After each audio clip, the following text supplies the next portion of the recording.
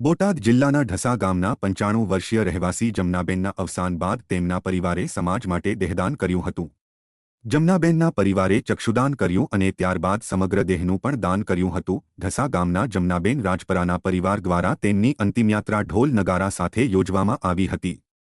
જો કે જમનાબેનના ચક્ષુદાન બાદ તેમના શરીરનું દાન રાજકોટ એમ્સ હોસ્પિટલના મેડિકલ કોલેજના વિદ્યાર્થીઓ માટે કરવામાં આવ્યું હતું।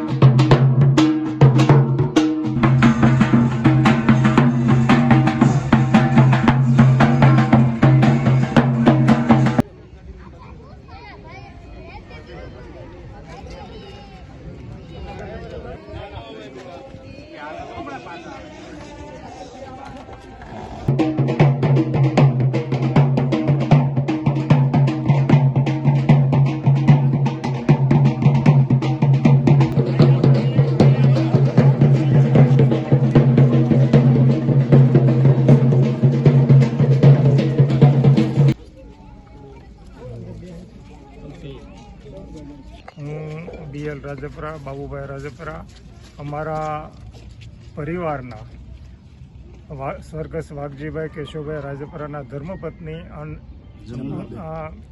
શ્રી જમનાબેન વાઘજીભાઈનો આજ સ્વર્ગવાસ થતાં એમની 95 વર્ષની ઉંમર હતી। એમના પરિવારજનો, એના પુત્રો અને એના પૌત્રોએ એવું નક્કી કર્યું કે આપણે આ દેહદાન અને ચક્ષુદાન દ્વારા અન્યને ઉપયોગી થવાય એવો ઊંચ વિચાર એને પ્રથમ આવ્યો। એના 2 આંખોનું દાન કરવામાં આવ્યું।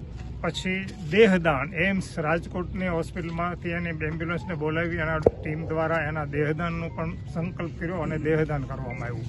ઢસાની અંદર આ એક અમંગળ ઘટનાને મંગળ રીતે ફેરવી અને વાજતે ગાજતે એમની સ્મશાન યાત્રામાં ફૂલ અને ઢોલ સહિત એમને સ્મશાન યાત્રા ગામ વચ્ચેથી નીકળી એટલે લોકોને ખબર પડી કે ભાઈ આ કેમ ઢોલ વાગે છે। તો પછી લોકોને પ્રેરણા મળે કે ભાઈ આ એક દેહદાન કર્યું છે અને ચક્ષુદાન કર્યું છે એવા બાનું અવસાન થયું હોવાથી લોકોને પ્રેરણા મળે એટલે વાજતે ગાજતે એને સ્મશાન સુધી લાવ્યા અને અહીંથી એમ્સની એમ્બ્યુલન્સની અંદર